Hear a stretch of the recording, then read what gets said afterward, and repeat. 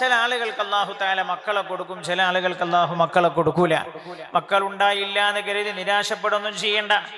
ആയിഷ ഉമ്മയെ റളിയല്ലാഹു അൻഹ, ആയിഷ ഉമ്മ ആരാ?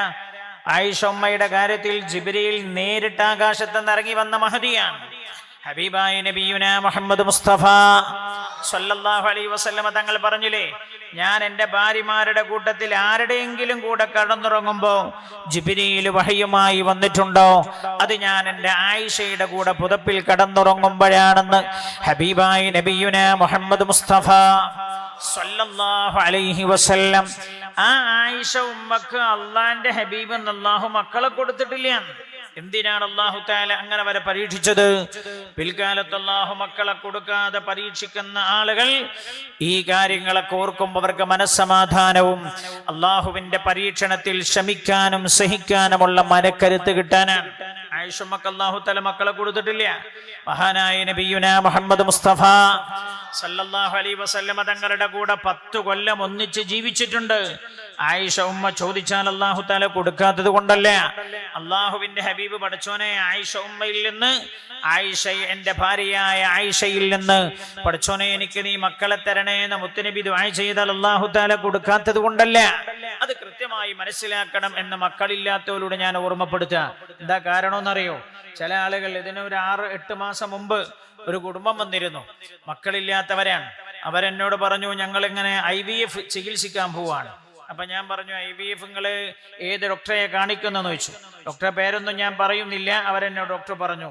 ഞാൻ ചോദിച്ചു, നിങ്ങൾ ഡോക്ടറോട് ചോദിച്ചോ നിങ്ങളുടെ ഭർത്താവിന്റെ ബീജം തന്നെയാണ് നിങ്ങളുടെ അണ്ഡവുമായി സങ്കലിപ്പിച്ച് നിങ്ങളുടെ ഗർഭപാത്രത്തിലേക്ക് നിക്ഷേപിക്കുന്നത് എന്ന് നിങ്ങൾ ഉറപ്പുവരുത്തിയിട്ടുണ്ടോന്ന് ചോദിച്ചു. അപ്പൊ ഞാൻ എന്നോട് പറഞ്ഞു ചോദിച്ചിട്ടില്ല. അപ്പൊ ഞാൻ പറഞ്ഞു ചോദിക്കണോ ഡോക്ടറോട്? അല്ല എങ്കിൽ അത് ഹറാമിൽ പിറക്കുന്ന, വ്യഭിചാരത്തിൽ പിറക്കുന്ന കുട്ടിയാകും. ഞാൻ പറഞ്ഞു ഞങ്ങളെ ചോദിച്ചിട്ട് വിളിക്കുകയും. അവർ ഡോക്ടറെ അടുത്ത് ചെന്നു. ഡോക്ടറോട് ചോദിച്ചു, സാറേ ഇതിന്റെ സ്ഥിതി എന്താ? അപ്പൊ സാറ് പറഞ്ഞു, നിങ്ങളുടെ ഭർത്താവിൻ്റെതല്ല, ഭർത്താവിൻ്റെത് മതിയാകാത്തത് കൊണ്ടാണ് പുറത്തുനിന്നൊരാളുടെ ബീജമെടുത്തണ്ടവുമായി സങ്കലിപ്പിക്കുന്നത്. നിങ്ങളുടെ ഭർത്താവിന്റെ ബീജത്തിൽ നിന്ന് നിങ്ങൾക്ക് കുട്ടി ജനിക്കില്ല. ഹറാമാണത്. വ്യഭിചാരത്തിൽ പിറക്കുന്ന കുട്ടികൾക്ക് തുല്യാണ്. അപ്പോൾ ഞാൻ ഈ പെണ്ണിനോട് പറഞ്ഞപ്പോ എന്നോട് ചോദിച്ചു, ഉസ്താദേ എന്നാലും ഒരു കുട്ടി ഉണ്ടാവൂലേ, എന്റെ ഗർഭപാത്രത്തിൽ കിടക്കുമ്പോ എന്റെ ചോര ആവൂലേ, എന്റെ ചോരാവുമ്പോ എന്റെ ഭർത്താവിന്റെ ചോരാവൂലേ? പെണ്ണ് ചോദിക്കാൻ യാതൊരു നിലപാടുകളും ഇല്ലാതെ എന്താണ് ഹറാം ഹലാൽ എന്ന്, അള്ളാഹു അനുവദിച്ച മാർഗം ഏത്, നിരോധിച്ചത് എന്താ കാരണം? ഒരു കുട്ടിയില്ലാത്തതിന്റെ വേദന നിങ്ങൾക്ക് അറിയാത്തോണ്ടാണ് ഉസ്താദേ, നിങ്ങൾക്ക് 5 കുട്ടികളില്ലേ എന്ന് തിരിച്ചു ചോദിക്കാൻ. അതിനാണ് അള്ളാഹുവിന്റെ ഹബീബ് നബിയുനാ മുഹമ്മദ് മുസ്തഫ സല്ലല്ലാഹു അലൈഹി വസല്ലമ തങ്ങളുടെ പ്രിയപ്പെട്ട ഭാര്യ റസൂലുള്ളാഹിയോട് ചോദിച്ചല്ലേ നബിയെ, സ്ത്രീകളുടെ കൂട്ടത്തിൽ നിങ്ങൾക്ക് ആരോടാ ഏറ്റവും വലിയ ഇഷ്ടം?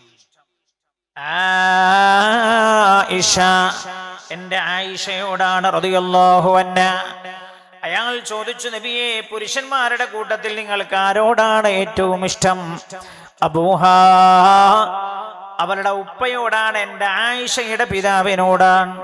ശരിക്കും അബൂബക്കറിനോടാന്ന് പറഞ്ഞാൽ മതി റളിയല്ലാഹു അൻഹു, അങ്ങനല്ല പറഞ്ഞ് ആയിഷയുടെ വാപ്പയോടാന്നാണ്. ആ ചേർത്തിയതിലൊക്കെ റസൂലുള്ളാഹിക്ക് ആയിഷ ബീവിയോടുള്ള മഹബ്ബത്തിന്റെ ആഴം പഠിപ്പിക്കുകയാണ്.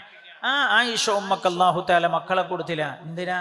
മക്കളില്ലാതാവുമ്പോൾ ബേജാറാവാതിരിക്കാൻ. ഞാൻ എൻ്റെ പ്രിയപ്പെട്ട സഹോദരിമാരോട് പ്രത്യേകിച്ച് പറയണത്, അല്ലാഹു തആല അത് റബ്ബ് നൽകുന്ന ഹിബത്താണ്, ദാനമാണ്. ഭൂമിയിൽ നിന്ന് അല്ലാഹു നൽകിയില്ല. നന്നായി ക്ഷമിക്കുകയും ചെയ്താൽ അല്ലാഹു സ്വർഗം തരും. രാജാതിരാജനായ അല്ലാഹു സ്വർഗം തരും. നിരാശപ്പെടണ്ട.